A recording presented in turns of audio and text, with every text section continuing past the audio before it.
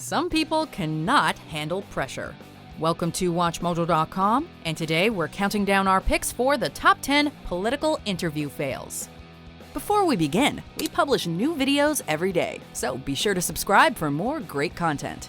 For this list, we're looking at the most awkward, cringeworthy interviews conducted with politicians, where they get into fights with reporters, spew misinformation, or just flat out embarrass themselves. And I'm saying to you, no, they got more seats. Of course they did. The Tories got more seats. So you do accept it? Number 10, Jaymes Diaz forgets the 6-point plan. 6 points, could you run through them for us? We're used to politicians dodging questions about actual policy plans as long as they can. But Australian Liberal Parliament candidate Jaymes Diaz took it to another level. Diaz was asked in an interview with Network 10 to detail his party's 6-point plan to curb the influx of asylum seekers to the country. Only he couldn't remember any of them. It is under the Labor Party. Forget about Labor, we're talking about the Liberal Party. What are the other 5 points? Well, look. Diaz proceeded to provide broad answers instead of his specific points, and was asked to outline the plan several more times before the interview reached its merciful end. The blunder eventually went viral, and Diaz conceded defeat in the parliamentary election. They're kicking up company tax by 1.5%. Surely that's a bad thing. We support families. Number 9. Michael Grimm threatens New York One reporter. New Yorkers are famous for their no-nonsense, hard-boiled attitudes, which can come out at some pretty inopportune moments. After President Obama's 2014 State of the Union address, New York Congressman Michael Grimm was talking to New York One political reporter Michael Scotto about the speech. I mean, I'm not taking it personally. I just think he was angry by the fact that I asked that question. When asked about fraud allegations he was facing, Grimm said he wouldn't be addressing it and walked off camera. But after it looked like Scotto had wrapped up his piece, Grimm threatened him with violence, only to find the camera was still on. Why? Let me be clear to you. You have to do that to me again, I'll turn you. Grimm apologized to Scotto the next day, and in the ultimate bit of poetic irony, was later arrested on those campaign fraud accusations that he fought so hard to dodge. Number 8. Michael Howard grilled by Jeremy Paxman. Why did you bawl out Anne Widdecombe for sending flowers in what she calls a Christian gesture to Mrs. Lewis? I didn't, as she indeed has just confirmed. British ex-Home Secretary Michael Howard got a masterclass in the power of repetition after this embarrassment.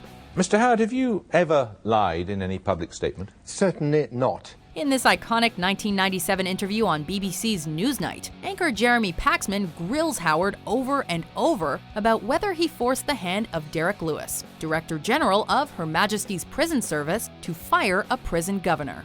There, Paxman asks Howard a simple question. I was entitled to be consulted. Did you threaten to overrule I him? was not entitled to instruct Derek Lewis. And when he doesn't answer it, he asks him again. In total, Paxman asks Howard if he threatened to overrule Lewis 12 times. Howard's reputation was damaged as a result of the controversy, while Paxman's questioning lives on in the hallowed halls of British journalism. It's a quick, straight yes or no. Question and I will give you an answer. answer. Did you threaten to overrule him? Number 7. Adam Boulton versus Alastair Campbell. The national interest is actually what you're seriously thinking about in this. Yes. Following the 2010 United Kingdom general election, the newly elected Conservative Party was trying to craft a deal with the Liberal Democrats to form a coalition government. It was creating some tension, as seen in this interview featuring Sky News editor Adam Boulton and journalist Alastair Campbell. I don't care what you're fed up with. I don't care what you're fed up with. You can think what you like. I can tell you my opinion. Don't tell me what I think. The piece starts off civil, but then devolves into a shouting match between the two men, with Campbell accusing Boulton of a conservative bias, and Boulton telling Campbell to not tell him what he thinks. This is live on television. No, don't keep telling me what I think. This is what you do. You come on, you say, no one won the election. The whole thing was like watching a really classy train wreck. Let this debate carry on later. Calm down. Number 6. David Frost interviewing Richard Nixon. It hasn't been published, you say? No, I think it's available to anybody who consults the records. After becoming the first U.S. president to ever resign from office, Richard Nixon wisely spent a couple of years out of the public eye. But in 1977, the disgraced ex-president returned to open up to the American people in a series of interviews with British reporter David Frost. The interviews featured Frost grilling Nixon on his life, presidency, and, of course, his scandals. While Frost was commended for his work, Nixon did not come off as well. Just listen to the legendary line where he defends his questionable actions. Well, when the president does it, that means that it is not illegal. Nixon may have denied the allegations against him until his death, but these interviews are as much a part of his infamy as the Watergate scandal. I'm sorry. I just hope I haven't let you down. Number 5. Diane Abbott walks off for a phone call. Well, this one's pretty rude. Labour Party MP Diane Abbott found herself in hot water in 2012 when she sent out a tweet that said, quote, "White people love playing divide and rule." Sky News was able to catch up with the Member of Parliament to ask her what she meant by her potentially divisive tweet. She gave an explanation and then said she believed the tweet was being taken out of context before getting a phone call and walking off camera mid-interview. Explain to us what you actually meant by the comment. Sure. Yeah. Sky News later found out Labour Party head Ed Miliband was very likely on the other end of the call, giving her a very stern talking to. I'm told that he phoned her up personally and he made it clear that she had to apologise unreservedly to him, to the party, and also to anybody who she may have offended by it. Number 4. Mal Meninga's 28-second career. People from all walks of life and careers have tried their hand at public office, whether they were business people, doctors, or even actors in their previous lives. But we've rarely seen athletes dabble in politics, and Australian Mal Meninga gave us a glimpse as to why. Meninga was a legendary rugby player turned coach when he decided to take his work in a different direction in 2001. That year, he campaigned as an independent for the Australian Capital Territory Legislative Assembly, announcing his candidacy in an interview on ABC, only to get cold feet 28 seconds in and walk out of the studio. I was just a person out there making sure that I was, I'm buggered. I'm sorry. We guess kicking goals is nothing compared to the stress of having to talk in front of a camera. It was the shortest political career on record. Number 3. Todd Akin's legitimate rape comments. One of the foundational things America is built on is a respect for life. We didn't think this one had to be spelled out. Missouri Congressman Todd Akin proved he fell asleep in biology when he gave this interview during his campaign for U.S. Senate in 2012.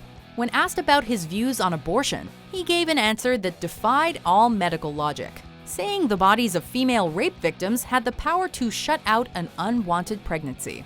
He also pissed more than a few people off by trying to classify some rape as, quote, legitimate. If it's a legitimate rape, the female body has ways to try to shut that whole thing down. Understandably, Akin was blasted by the public and both American political parties for his comments, and it's believed that they were the reason he lost the election.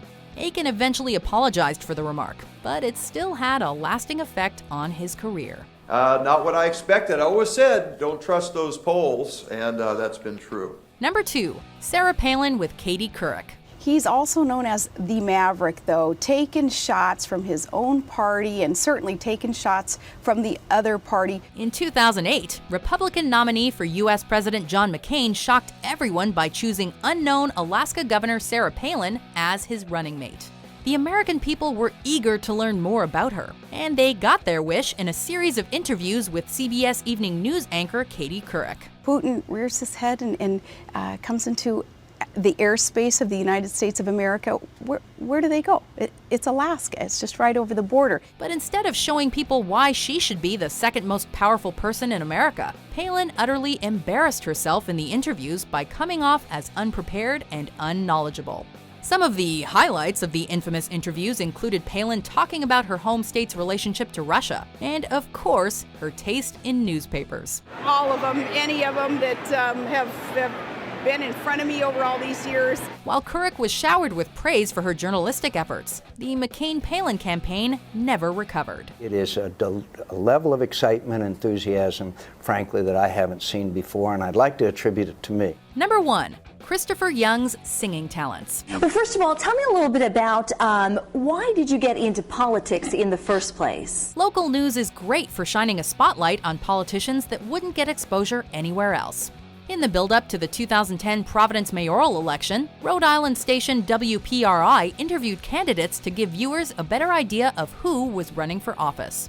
One of these candidates happened to be Democrat Christopher Young. While the interview begins with some substantive discussion, Young quickly transitions into something not related to politics, namely his talent for writing songs. Young then pulls out a tiny speaker and sings one of his compositions, making 1.5 minutes feel like eternity. Yeah, maybe don't take up a music career. It is the Son of God who stands with you. Do you agree with our picks? Check out these other great clips from WatchMojo and subscribe for new videos every day.